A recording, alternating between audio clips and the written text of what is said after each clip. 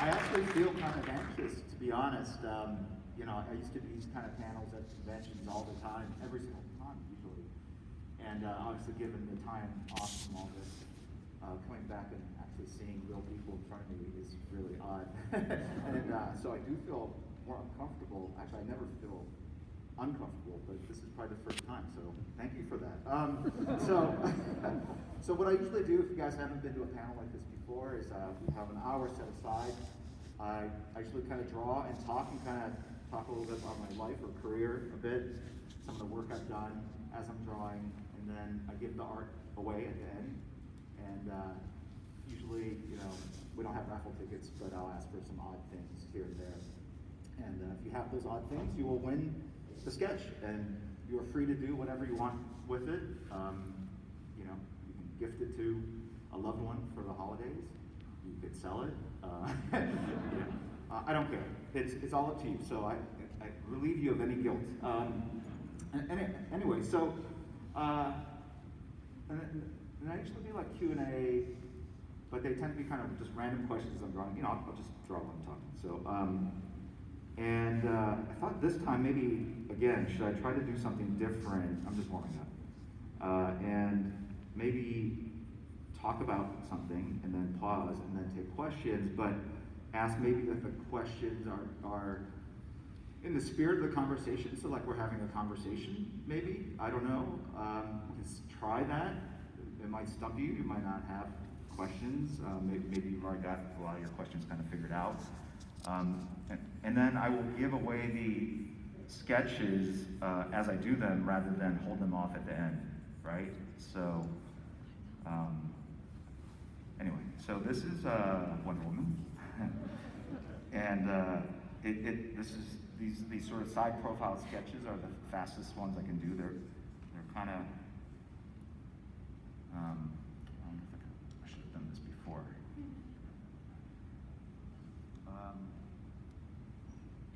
Is there like a little block, something like that's about 2 inches high that I can put this on? I just want to raise it up just a little bit. Actually, maybe I can do this. Make a difference? All right, let's try that. Oh, the light was in the right spot. LED, okay. It's a little bit better. You can see kind of more of the whole picture of it all. Okay. So, how many of you guys have been to a panel that I've done before? Okay, some people are clapping and some people raise their hands. I'm so confused. Sunday morning, some of you were drinking last night, I could tell. All right. Okay, so maybe a third or so, I don't know. How many don't even know who I am? That's fine, because I can give you a brief introduction. Someone half clapped. Yeah. If you're here with a friend, you're like, I have no idea. Okay, so my name is Jim Lee. I am a comic book artist, but I'm also the publisher and chief creative officer at DC. But I'm here at this show. You're nodding your head, so I'm going to speak just to you. You know, and I'm here, you know, really in my guise as an artist. And I've been doing this since 1987. I started at Marvel, and I worked there for about 6 years, worked on books like The Punisher War Journal, The X-Men, and then I left and started a small company called Image Comics with like 6 or 7 others. So, no love for X-Men or Punisher War Journal, but Image Comics, that's cool, I know. We're up in the Northwest. And I worked at, I was at Image for, I was at Image for, I think, another 6 years. That's kind of my sort of, as much attention as I give to things, I think. And then I sold my piece of Image, Wildstorm, to DC in 1998. And I've been working at DC since that time. In 2010, so about 11 years ago, I was elevated to publisher, and then chief creative officer about 2.5 years ago. Yeah, thank you. But I started out as an artist. I still draw, not so much interior comic books anymore, but mostly covers and whatnot. And I have a Twitch stream, twitch.tv/Jim Lee. So any of you guys are aspiring artists, I maybe stream once or twice a month. I just do random drawings of things, but it's a conversation with people in chat. I kind of just talk about whatever random things. And I find it to be a relaxing use of time on a weekend. And a lot of us aspiring artists are on there as well. So, and it's family friendly. I've had a lot of people say I watch it with like my 6 or 7-year-old kid. They watch along, they draw along, and so I have to make sure that I keep it family appropriate, which is tough sometimes. Anyway,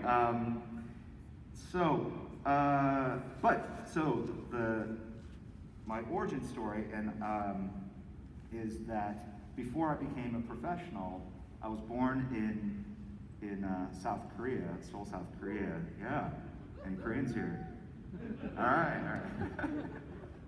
And we moved here when I was like 4.5 years old. My father was a doctor, and he had gotten a job. There was a shortage of physicians in the United States at that time, and I don't know why I'm showing this, but and so we moved to like Ohio, and I didn't speak any English. My mother didn't speak any English, and I'm going to segue into my Sesame Street story here.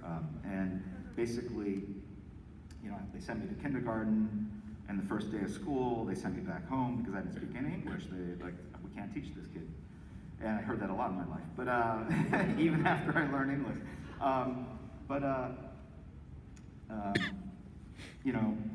It was really, it was like the late 60s at that time.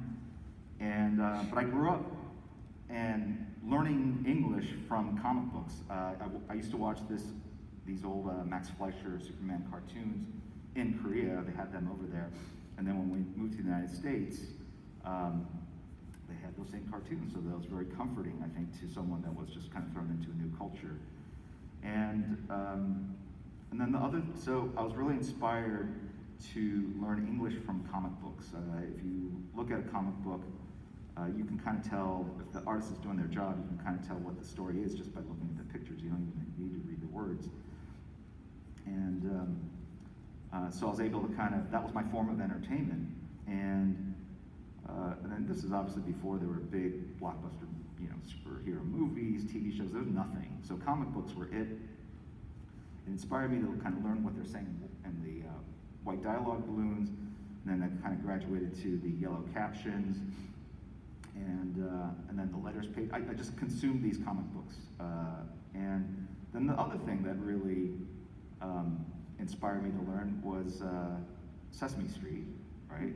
There wasn't my parents were very strict, I think. They really didn't even want me reading comic books. They kept throwing away my comic book collection. Yeah, horrible. No, they threw it away. I think I was like 14 or 15. I came home, they were in my closet, and they were just gone. And I ran out to my mother, like, where are my comics? And she threw them in the dumpster, so I had to dive into the trash can and pull them out.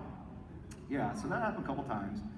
And I didn't have a lot of comics, but they were smelly. But I loved them nonetheless. And so Sesame Street was a big part of it. They allowed me to indulge in that as much as I wanted because I was quote unquote educational. And so, and then this year I got a call saying, hey, they're doing this special, talking about a special sort of celebrating this new Muppet member called Ji Young. Would you like to come and help kind of introduce her to the Sesame Street crew? And so that was a really cool honor, one of the coolest things I think I've done in my 34 years of working in comics or so. And if you haven't seen it, it's online, you can check it out. But that was just a really awesome experience. And Sesame Street is something I not only watched, but I also watched with my mother. She learned English as well from Sesame Street. And so when that happened, they were like, can you send us videos and pictures? And I've never seen them more proud of anything I've done in my entire career, to be honest. I was like, all this has led me to that moment where they finally were proud, but they still probably wish I became a doctor. So, and that is the truth, but it's okay. They said, we'll let it slide. Anyway, but that was a real cool moment. Anyway, so Um, you know, basically when I do these kinds of events, I think it's obviously to kind of talk about the industry, but I also want to show people kind of art being created. Like you can watch it on TV, obviously you see the end result, you know, in the comic books themselves. But to see someone actually draw is a whole, like live, is a whole different experience in my opinion. It's just sort of like watching a YouTube concert of your favorite performer versus seeing them in a live concert. And I do find that it can be inspirational and motivating to people, especially if they're trying to figure out a way to, you know, jumpstart their career or, you know, find their calling in life. And that is a big thing for me, certainly as I've gotten older over the years. Sorry, just tell me if I'm drawing off camera, because people online tell me all the time. They are not kind. Are there any people from my Twitch stream here? Oh yeah, you guys are the best. You guys are good, but the rest of them, no, you guys are awesome. No, they're great. It's a lot of fun. So if people are like, well, I don't have a Twitch account. You can just go to that URL and you can watch. You don't even have to. I think you have to sign up if you want to participate in the chat, right? So anyway, so I'm gonna pause here for a moment. We're gonna give away this Wonder Woman and this Hush once I'm done. But if there are any questions about my origin story, Sesame Street, Twitch, if you're aspiring artists, go ahead. I think there's microphones, so you might have to get out. I can't see. That might be easiest. Yeah, go ahead, sir. Yeah, hey, could you talk about how you met Scott Williams and your collaboration with him for so many, many, many years? Yeah. So Scott Williams is my longtime inker partner, and I always jokingly say, like, he's the person that's been with me the longest in my life, like more so than my wife. So I've known Scott since 1987. Yeah, 87. Yeah, that's when I started in comics. And basically, my first job at Marvel was a book called Alpha Flight. All right. Thank you. Wait, is that Scott? Because that sounded facetious, like sarcastic, like Scott is. Okay. When you say that, I can't tell, because that's what a sarcastic person would say. Help me. Not sarcastic at all. Okay. I don't know. Well, I just bought 1 through 40 again yesterday. Of Alpha Flight. I started with issue 51, sir. That sounded super sarcastic. It might have been better if said, I bought 1 through issue 50 to refine. Yeah, right? That would have been more cutting. Like my heart would have bled a little bit more. Yeah. I just bought them all. 51 on up, they're in the quarter bin. I'm like, anyway, so yeah, I started with Alpha Flight, and the guy that was my anchor was Will Portasio, and so like a newbie, I was so excited that I got my first gig, and this is obviously before the internet, so the only way, I guess you could mail him letters and become a pen pal, but I had to call him, and that was really nerve-wracking to call someone I didn't know to talk about comics, and you know that you're gonna sound like a newbie and just, but what are you gonna do, right? So I called him up, and we had this like incredible 3-hour conversation the first time we talked. And I thought we just really hit it off, but I found out later that Wills just loves talking, and 3 hours is the normal conversation with Wills. But as we talked, he said, like, look, hey, me and Scott Williams, we're both from Hawaii, and we live here in San Diego. You should come to San Diego and the Comic-Con. And I had never been before. I'd never really been to a Comic-Con before. And you could just like stay with us, and we can hang out. And so that was really kind of him to invite me. And so when I went, that's when I first met Scott at San Diego Comic-Con. Actually, Will's picked me up at the airport, and then he took us out to Scott's condo out in the suburbs of San Diego, and that's when I first met him and his wife. And he looked at my work, and the work back then was you know, it was good enough to get hired, but nothing, you know, to write home about, nothing to show your mother about, you know, like, and, oh, sorry, hold on, so that's hush. You know what, also, is there, oh, thank you. Is there someone that could kind of tell me when we're at like the 30-minute mark and the 45-minute mark? You, sir? Abby? All right, great, thank you. Because I lose track of time when I'm drawing.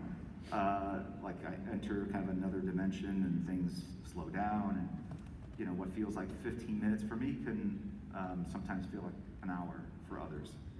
Especially if I talk like this. People always say like my Twitch streams they're so relaxing, and again, Mr. Sarcasm over there. I take that as like it put me to sleep. Like anyway, because I just kind of talk monotonely like this. And so where was I? Oh yeah, so Scott Williams, and I love the work he was doing over Brett Anderson on Strike Force Moratorium, and so I was like, wow, to me he was like the modern day Terry Austin, and I just really wanted him to ink my work, and then so I just kept pushing forward. Eventually, as my penciling work got better, he ended up inking guest issues like Punisher War Journal for me, and I sort of saw the light, like this is the way I want my work to look. This is the way I wish I could get my work to look, but I didn't have the sort of the skills, the inking skills to bring it to life in that way, and I just felt like we were a really good combo. At least I felt it. He probably didn't feel it at the time. And yeah, it's all right. There's a lot of heartache in these stories, right? A lot of longing, unrequited, whatever. So anyway, so after that, when I got the X-Men gig, I said, look, Scott just interprets my pencils in a way that no one else does, and so I really advocated on his behalf. And he inked my work on a 3-issue like Acts of Vengeance story that featured like Psylocke and the Mandarin. And the editors and the fans seemed to enjoy it. They liked it, and so that started our sort of our adventures, our journey together. And that there's a clock down here. Okay. I'm new to this. I was counting backwards. Oh my gosh, math is involved. Yeah. Was it just put up there? I'm completely oblivious. So. Oh, she was? Oh, okay. There's a lot going on that I'm not aware of. Okay. Sorry. Yeah. Anyway, yeah. So that started our paths together, and he and I continued to work together. And I just had dinner with him last night, and yeah, he's just a great guy. And he and Alex Sinclair were celebrating Alex. Yeah. And we've been working together for many, many years. And I'll just tell you that I've never had. I only have one sister, no brothers. They are like family to me, like brothers, like. And that we have a shorthand. We have been around and worked together for so long. There's just an easygoing, there's just no stress to it. There's no ego involved. It's just all of us, you know, communicating and just telling each other like, oh, that kind of sucks. You know, like, no, they don't say that one, but you know, they go like, oh, that looks a little long, or you know, that didn't quite turn out the way I penciled it, or you know, you realize when you penciled it. You have a weird tangent, things like that. So, so it's been a great and fruitful collaboration. So thank you for your question. We'll alternate, yes? So not to be too much like your mom. Okay. But I was wondering if you could say a little more about what Muppets you met and Oh what yeah, that sure. whole experience was like. Yeah. So, So the video I shot was with Ji Young, who's the new Korean Muppet. Elmo was there. Yeah, Elmo's the best. Ji Young is the best, but Elmo, we can edit that out, right? They're both the best. They're all the best. And Abby Kadabi was there, and Tamir was there, and then Alan, who's a long, veteran of the show, was there, and I'll just. It's a long story, but and I told on this Twitch stream, but it was really nerve-wracking to go there just because I've done presentations, I've done speeches in front of cameras or whatever, but I acted once before on a TV show called Bob Newhart, for those of you who are old enough. Yeah. And I played myself, and I did a horrible job of it. It was like so uncomfortable.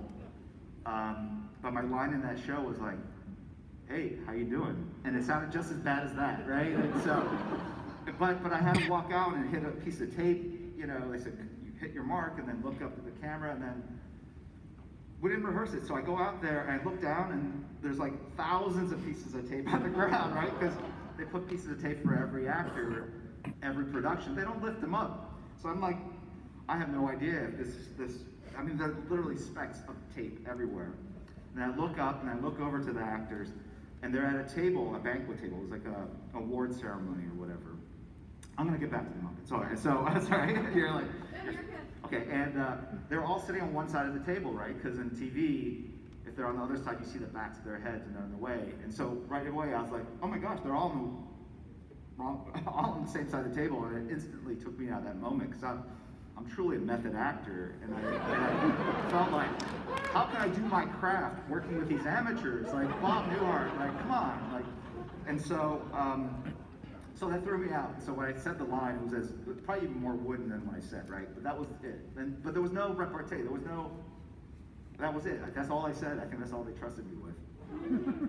But in the show, there was I say stuff, they say stuff back, I say stuff. So I memorized or semi-memorized my lines. And then I realized, oh, I didn't memorize their lines. I don't know when to say my lines. You know what I'm saying? Like, are there any actors here or aspiring? You know what I'm talking about, right? You have to kind of know the beat, like, when do I jump in? And so, and this was, this occurred to me at 11 o'clock at night, the night before I was filming, right? Because I flew in that morning from LA to New York. I had to do a board meeting for my school, like Zoom, and I checked into my hotel room around 11, and I had to draw a piece of art for the show, which I hadn't started yet, right? Yeah. Smart, right? But this is not new to me. I didn't feel uncomfortable. Like, you know, drawing art is the easiest thing, right? So I called my wife up, and luckily, you know, she was at 11. If it was 11 in LA, she'd be asleep, but she was awake. And so we kind of rehearsed the lines together, and then I realized I actually didn't know the lines because I had to keep referring to it. So that was like nerve-wracking. And then I was trying to get this drawing done. And then drawing Muppets is a lot harder than you think. They look very simple, but there's a lot, like, the simpler stuff is harder to draw, like Peanuts, you know, Charlie Brown, that kind of thing. And so I didn't start till maybe 12:31, and I didn't finish till 5 in the morning. It took a lot longer, right? Which is 2 o'clock in the morning, California. That's normal for me, all right? So, but they were coming at 8 o'clock to pick me up.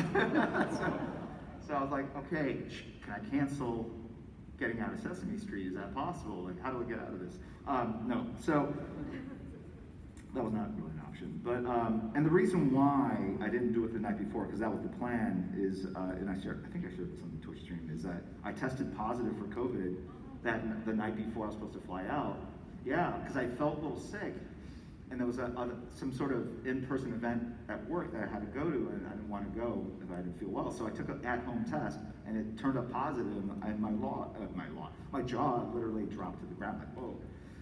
I freaked out, and then my wife started backing away from me, and I said, "You should take a test too," or like, "Here you go," and she turned out negative, but like we didn't know what was going on, and so we got in our car, separate cars, and we were driving around trying to find a CVS or some place that would test us at like 8 o'clock that night.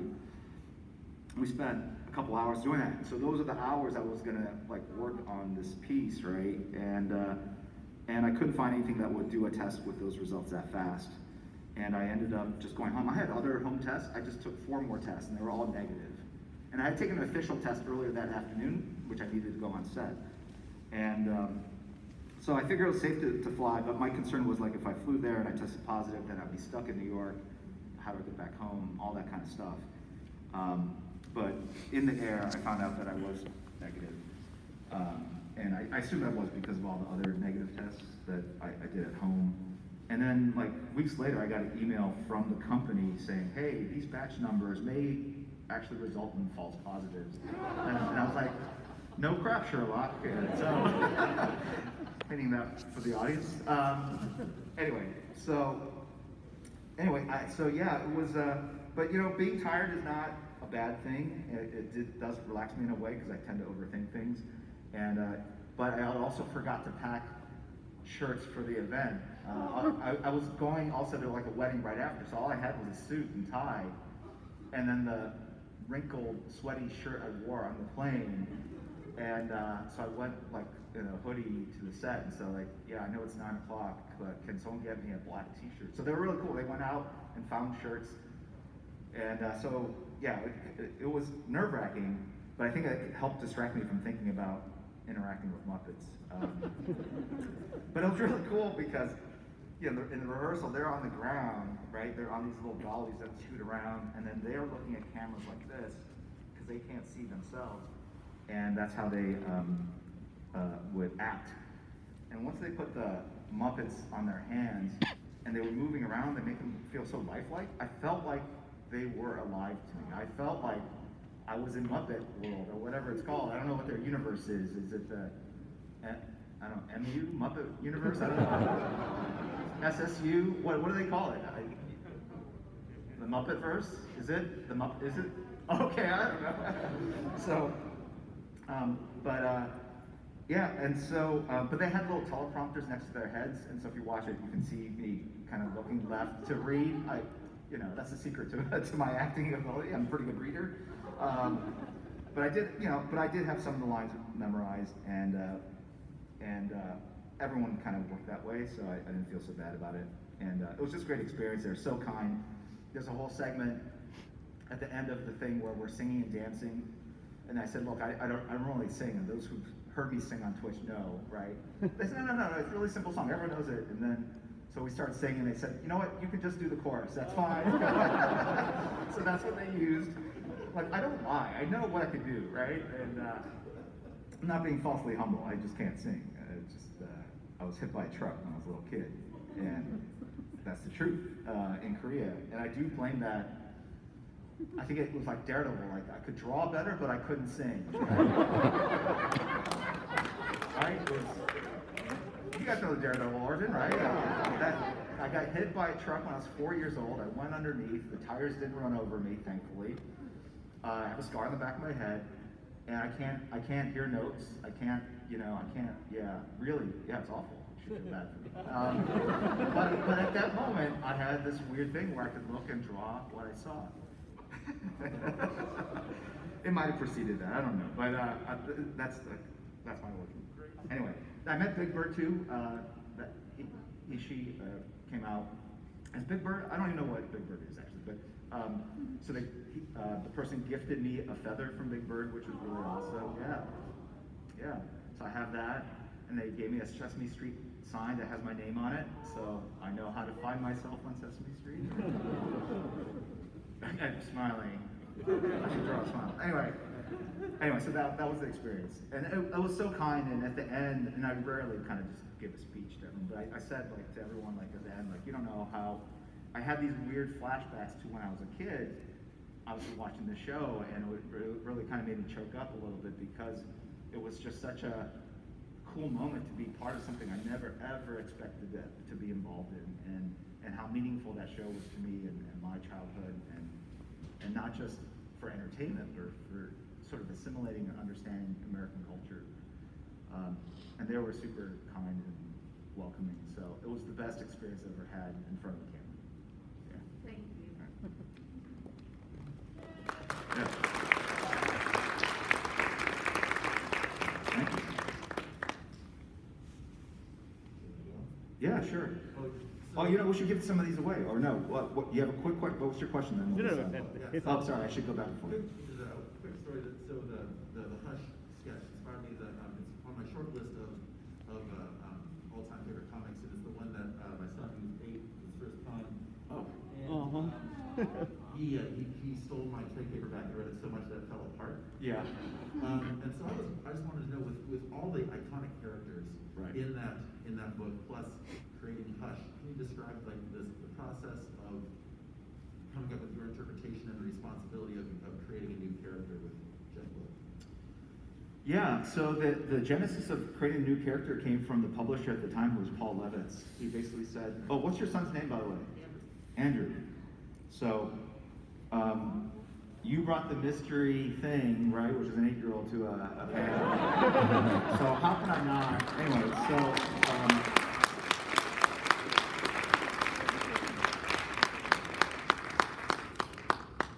Andrew's like going, but Captain America is my favorite character. Hey, Andrew, come over here. Andrew.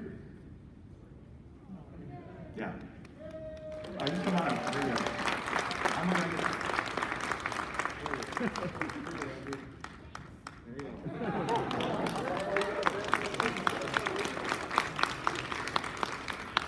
go. So Paul Levitz at the time said, look, if you're going to do a Batman project, there's so many cool toys in his toy chest.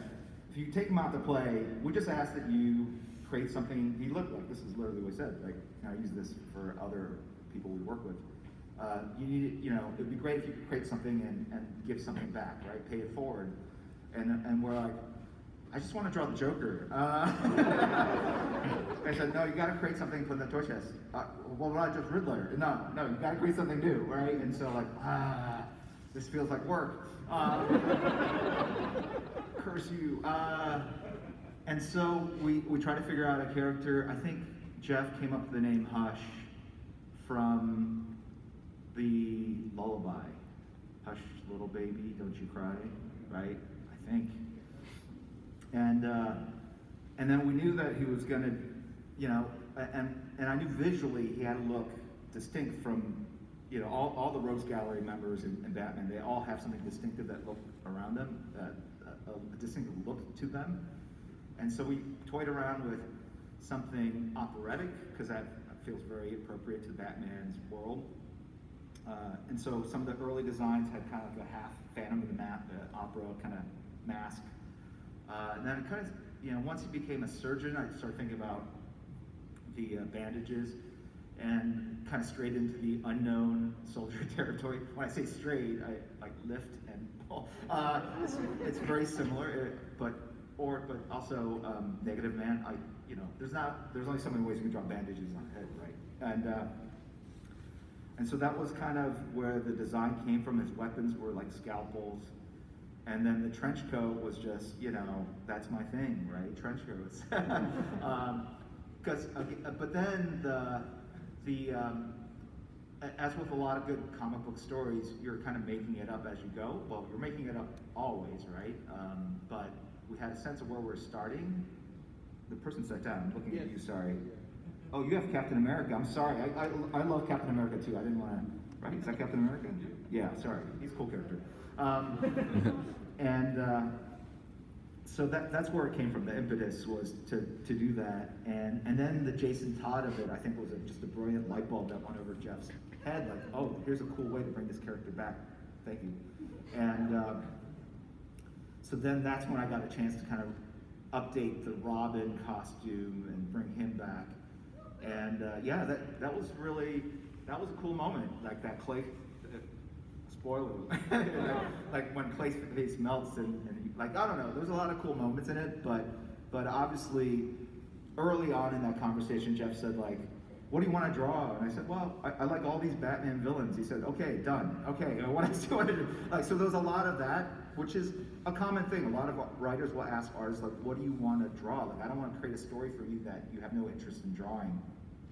And so we talked about that, and that's really kind of the genesis of that character. So over there. I wanted to get back to your origin story. Yes, sir. Yes. So you had said that your parents obviously wanted you to become a doctor, but you obviously became something completely different. With that being said, through middle school, high school, or anything going into your young adult life, did you ever have like a mentor or someone who just stood by you and said, you know what? You got something going on, you can do what you want to do and be successful at it. Instead of, because I know I disappointed my parents. I didn't exactly follow the career that they wanted me to do, but they're happy at the end with what I do currently. Right. No, that's great. Look, I think ultimately all parents are, right? Even my parents, but they were just, they came to America with a certain they were the first of their family to leave everything behind, enter a new culture, and just give it up. And right, so they're not doing it just because they want to eat McDonald's and just whatever, like watch American TV. They came here with a specific vision of what their lives wanted to be, and America was the land of opportunity, and so they had a clear path for me, and so I think it was just hard for them to see something different, and frankly, no one knew what a comic book artist did. I didn't know people got paid to do this. I didn't know what they got paid. There was nothing that educated them or me, and they just you just hear stories of the proverbial starving artist. So I don't blame them at the end of the day. But in terms of who inspired, look, I think every artist is influenced by a number of people in their lives, and both people that had positive effects or negative. So I'll tell you a couple that stand out to me. 3rd grade, there was a substitute teacher that came in, and I was a pretty bad student that I just drew all the time. I would listen and draw. Well, I'm not doing a good job of it now. So I'm sure the substitute teacher came in, and she was talking to us about something. I don't remember. I should have. And I was drawing, I think, the character Nighthawk from Marvel.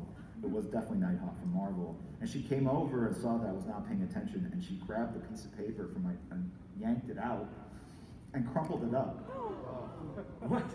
No, this is normal. I mean, it was a lot harder. I'm not going to compare childhoods, but it didn't feel out of the norm to me. Anyway, so, but as she crumpled it up, she hadn't really looked at it, and then she opened it back up, and then she hung it up on she put it on a bulletin board. I said, "That's my drawing." No, I didn't say that. But it was, I took that as as a positive sign that she actually was impressed by what I drew. And then obviously, high school teachers, but it wasn't until college. I was a psych major, and I was a psych major, and when you graduate from my college, you had to write a thesis.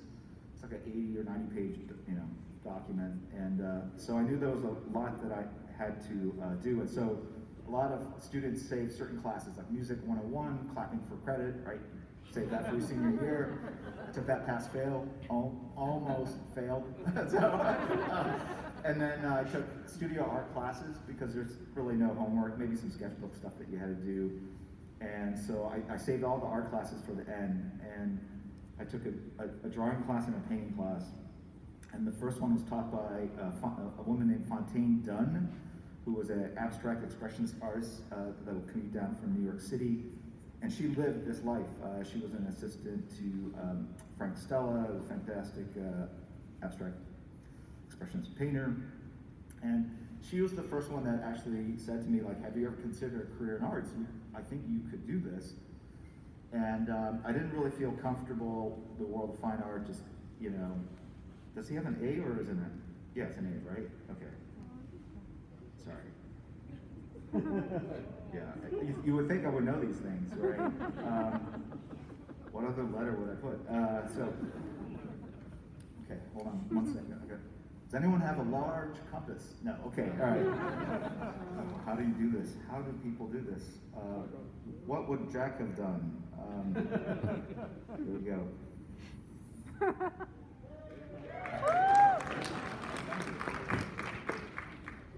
That is a messed up shield. Oh,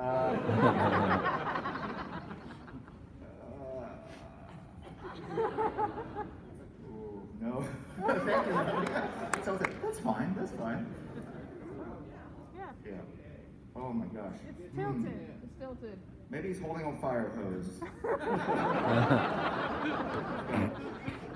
He's got new armored something around. Gosh. What? Am I crowdsourcing solutions? Okay. No, they said that the shield was apparently in the right hand. What? Wait, what? Are you kidding me? No, I'm serious. Like, what? What? That I have never heard that in my entire 34-year career in comics, that he throws from just his right hand. Is that true? Does anyone else corroborate? Huh? I once drew a phaser in James Kirk's left hand and said, no, he's right-handed. Or no, so they made, it wasn't me, it was I think Mark Sylvester, they made him change it. Which is crazy, I think, but, because no one would notice. But I've drawn Captain America. Oh yeah. All right, when I drew him jumping off in issue 268, first page, his shield's in his left hand, I think. All right, let's find out.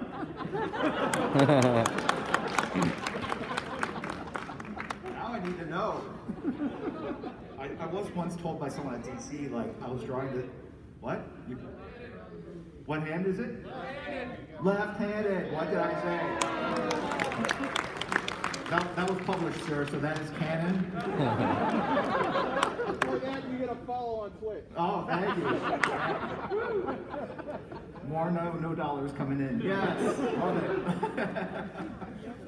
Yeah, no, he's got to be ambidextrous. Come on, he's Captain America. You know, he can't lean right or left. He's got to be fair. Thank you. I'm here in just a few more hours. Tip your waitresses. Yeah, no, I've never heard that before. So, because I've drawn this before and no one has ever questioned me on it. Anyway, I am also right-handed. Anyway, where was I? Oh, so yeah, she was the one that was very influential to me, and that's when I really thought about it as a career, and then I started drawing pages. And I gave up. This was college, there's too much going on. And then after I graduated, when I sat down and really tried to force myself to draw interior pages, right? So we got 20 minutes left, yeah. So, oops, can't go up too far. And then when I got into the business, the person that sort of discovered me at a convention was a gentleman named Archie Goodwin, and then Carl Potts was a huge influence. I don't know what that is. All right, let's do this. Let's just pretend.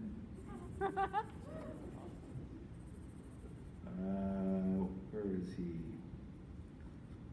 Is he in Bavaria? No. Where is he? Where is Captain America?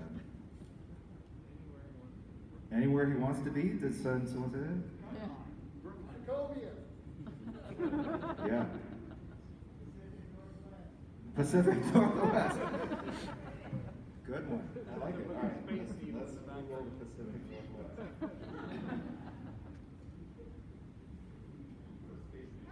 I know. I'm Googling. I am going to draw a Space Needle. Right behind you. It's right behind me? Yeah, it's in the logo.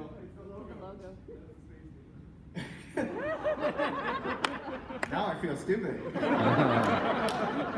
That's abstracted.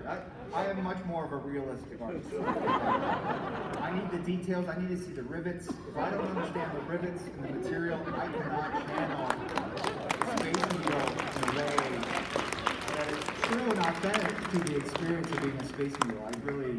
I have to bond with it. Okay. All right. Good crowd. All right. That's Space Needle. It does not look like a needle, I'm sorry to say. Yeah, it looks like the Jetsons, right?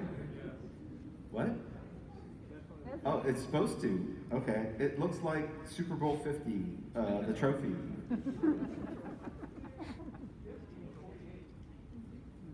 '1960 World's Fair, they wanted to celebrate 60 something. Got it. Okay. Is there a needle on top? There is, right? Yeah. All right. Oh, I'm off camera. Sorry. So yeah, those are the people. Thank you, Mr. Lee. You're welcome. Thank you for your question. Let's give away this Batman. So I want to be fair to everyone. What does that mean? I had one that was I'll just do one of the times. I'm sorry. So you guys all have, or for those of you that are vaxxed, right? You have like a card or something, right? So I'm gonna give a date for the second shot. Whoever is closest to that date, get your cards out, right? So the first hand I recognize, right? So it has to be whoever. We'll get this Batman sketch. Are you guys ready? Yeah. All right. It's gonna be April 20th of this year. Oh, I have the 17th. 23rd? 17th. Does anyone have the 20th? You have to have the 20th. I have 20, 17th. 21, 20? Does anyone have 20? That's what I'm asking. Right there. Stand up. All right. I'm sorry for that. Yeah. That was over 6 months ago, so don't get too close. But that's also my second, like we're twinsies, right? So that was my date. No, I don't need to see it. I trust you. You look like you have a trustworthy set of eyes. There you go, sir.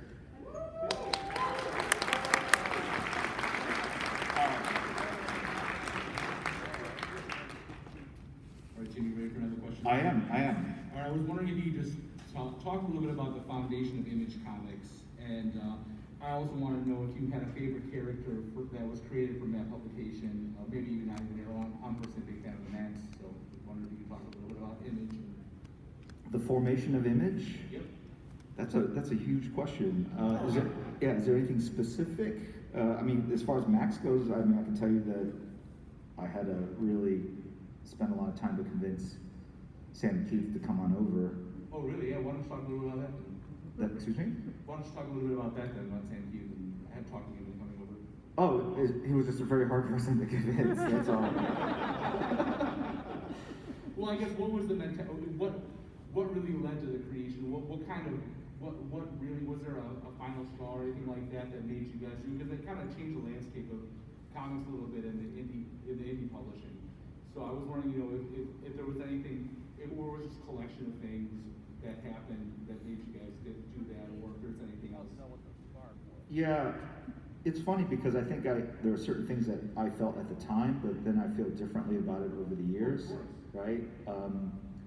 But I think it would have happened, I think it was, the root of it for me was the industry was going through a change without realizing it was going through a change, and that it was achieving great prosperity, like comics were kind of breaking out at the time, sales were going through the roof, and I think that the crux of it was really just sort of what role does the creator, the artist, play in the success of these projects, right? And it was just publishing, right? But their comics were starting to sell millions of copies based on the characters, right? And the number of the issue numbers, but also the creators that were attached to it. And it was really about, are they being, properly or fairly compensated, treated, etc. So there were creative issues, there were compensation issues, I think, but just in terms of the paradigm of how talent worked with the large publishing companies was really, we're still using the same relationship and the structure that was created, decades before. And I think in that moment, it would have been very hard for Marvel or DC to be ahead of the curve and figure out a new way of realizing that the creators were as influential as the character, if not more, in that instance, in that time. But I think that was it. Those forces ultimately led to us leaving to basically find the role that we wanted to have in the industry. It wasn't just about compensation but I think it was more about control. Like we wanted to have more authority over the work we created to the point where we created, storylines, obviously the art, but the type of paper we used, the coloring methods we used, how we sold it, how we marketed and did the publicity around the comics, right? So it wasn't just focused on the characters, but also the creators themselves. So, and that shift or that departure did lead to changes, I think, at the Big Two, which still exists today. And you see the rise of just create, like, I think it's a better working situation for all freelancers and creatives because, yes, you can work at Marvel, you can work at DC, but you could also, you know, self-publish, you can publish through Image, you can have control over your ideas, and I think that was probably the core of it all after all these decades of reflection. Thank you.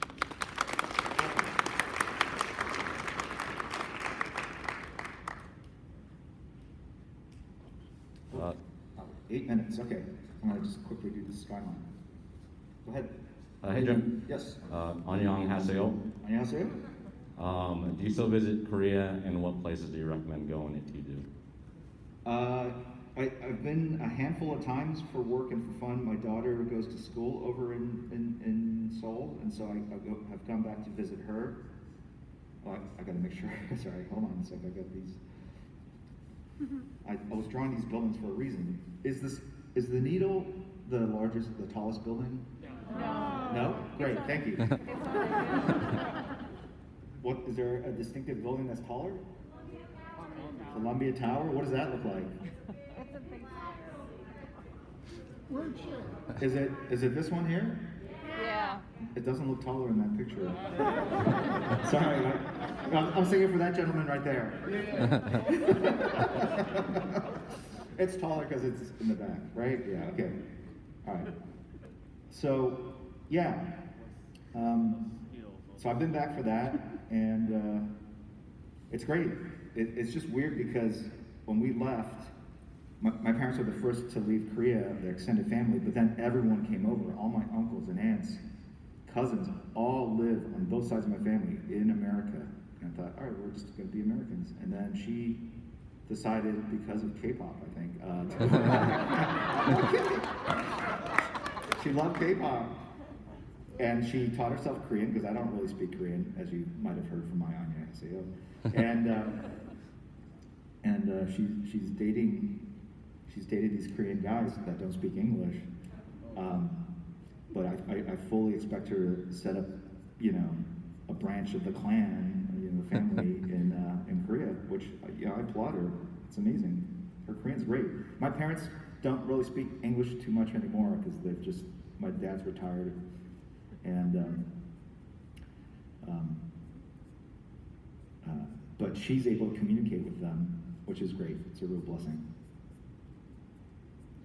So we should give away this one. We only have 9 minutes left here. Thank you. 감사합니다. Oh, you're welcome. So the next one up will be, does anyone have a Taco Bell receipt? Yeah, wow, right.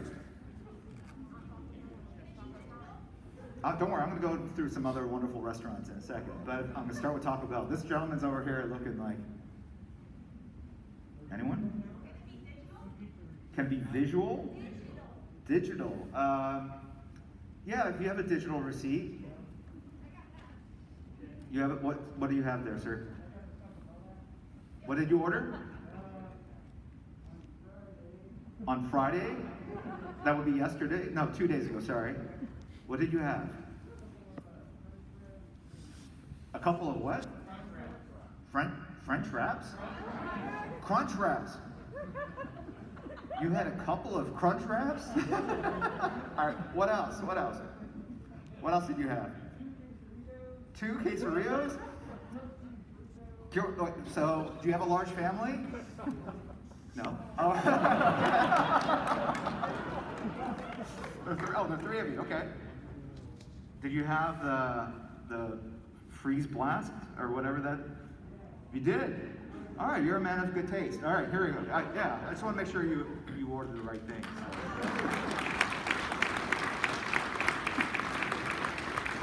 Thank you.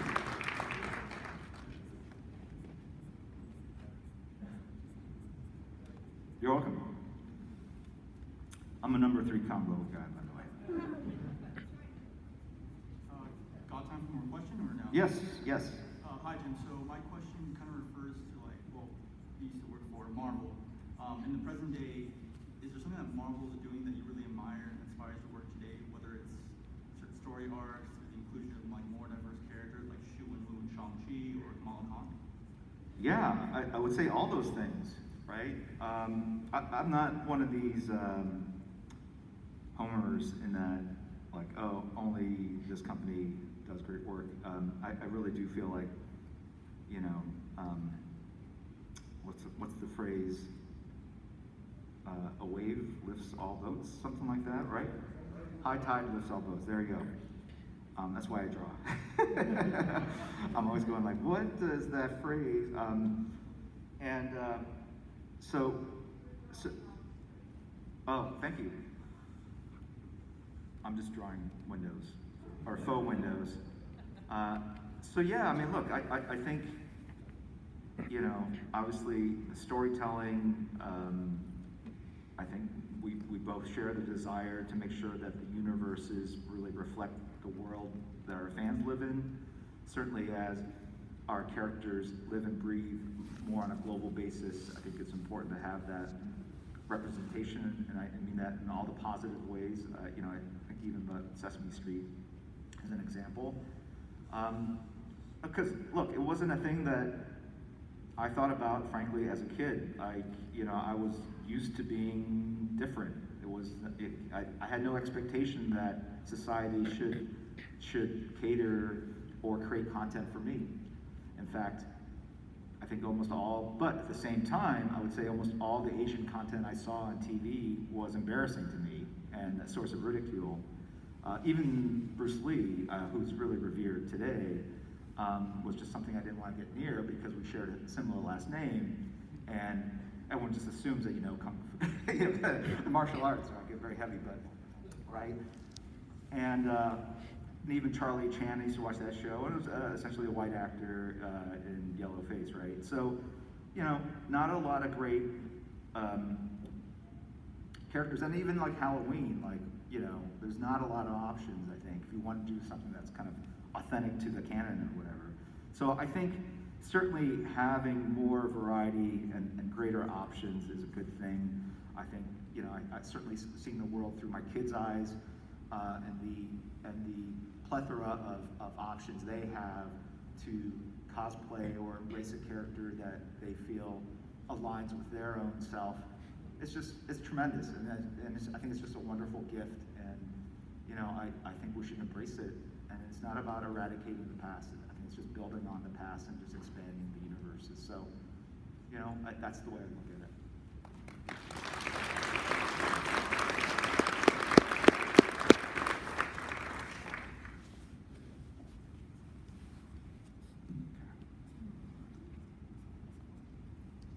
Over there? Oh, over there? Sorry, I lost track. I'm interested in hearing more about your Marvel run, which is about when I got into comics and about Uncanny 300. I read a lot of the Psylocke stories that you were drawing. And, what were some of your favorite characters to draw? Anything that you leaned into more on purpose, or your crossovers? Because I think you were on Phalanx and all of that. So. Yeah. If you look at the stuff I did on the X-Men, a lot of it was the stuff I loved. I was really coming in, I was like 27. I just really wanted to do the stories. I wanted to revisit the areas of the X-Men universe that really made a big difference to me as a kid. So like Savage Land was a storyline, not just the Neil Adams run or of it, or the John Byrne run of it, but even all the way back to, I think, X-Men number 10, I think, is the first time that they went there, or met Kazar. Am I correct? No? You're shaking your head, sir? Yeah. You're oh, okay, sorry. All right, okay. And so if you look at it, with the exception of well, even the Brood, right? That was, you know, wanted to kind of do justice to that, and then the Shi'ar Empire. So it really was the greatest hits. So if you think about like Hush as being kind of a chance to play with all the greatest Batman villains, I wanted to really explore and tell stories in the parts of the X-Men mythology that just really entertained me endlessly as a kid.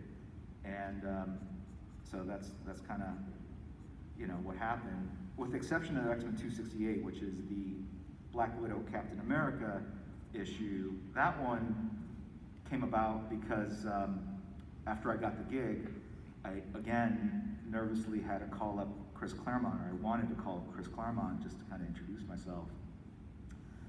And in the conversation, he was like, and I asked, you know, I was like, ooh, maybe I can find out what Wolverine's origin is or something. You know, I was like such a fanboy. And as we were talking about, all right, so what's going to happen in like my first issue? And he said, well, I don't know. What do you want to do? And I was like, can't see my mouth, but I was like, what?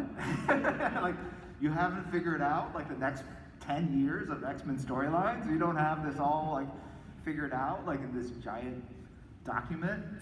And he said, no, I just make it up as we, you know, I mean, look, I'm paraphrasing, you know, and I think all creatives do that. Like he had been doing the book for decades, or, you know, like 15 years at that point. So I think he liked the idea of just kind of going where the creative mood struck him. And he said, like, well, what characters do you like? And I said, I have Black Widow, Captain America. Like, none of these are X-Men characters, right? So weird. And he said, all right, you know, and I said, I'm sure, I said I like stories set in World War II. And so he came up with that, whatever storyline, what's it called? Knights in Madripoor or something? Yeah, so he came up with that storyline based on that conversation. So that was really fun, because I felt like, no, it was really cool, because it would not have happened if we hadn't had that phone call. And I knew I was having so much fun with it, and I knew he was, because like, I think by the time we got to page 17 of the story, or 16, he was calling Bob Harris like, can we make this a 2-part story? And Bob was like, no. And I wanted him to call. Maybe he said, no, Chris, we can't. I don't know how he said it. But anyway, he said no.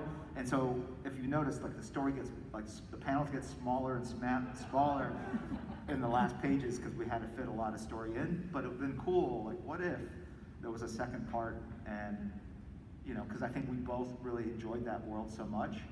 And there's a great way of also bringing in age-appropriate characters to that time period into the storyline. Oh, we hit our max. So, anyway, that's my X-Men story. All right. Okay, I think we're at noon, so we're at time. This is the last sketch here. There's the Space Needle. There's the Hamilton building. It's close enough, right? All right, so for this one, what should we do? Like sometimes I ask for like nail clippers. So if, I'm gonna do that. So does anyone have a pair of nail clippers on them? Yes, right. Yes, this lady, this woman here. Yes. Lightly used. Can I borrow them? No. And you carry it on your keychain? Your work keys. Are you a podiatrist by chance? A what? You work in a library? A lot of kids with long unruly. You're marking up our books. Anyway, so here's this Captain America. Thank you very much for your personal hygiene. What's your thing? 1962 World's Fair. Awesome. That is the one. That is the one I was channeling, the 1962 World's Fair. Anyway, so thank you very much, guys, for coming to this panel. It was a real treat hanging out with you, and have a great rest of the show. Emerald City Comic Con, one more time. Make some noise for Jim Lee.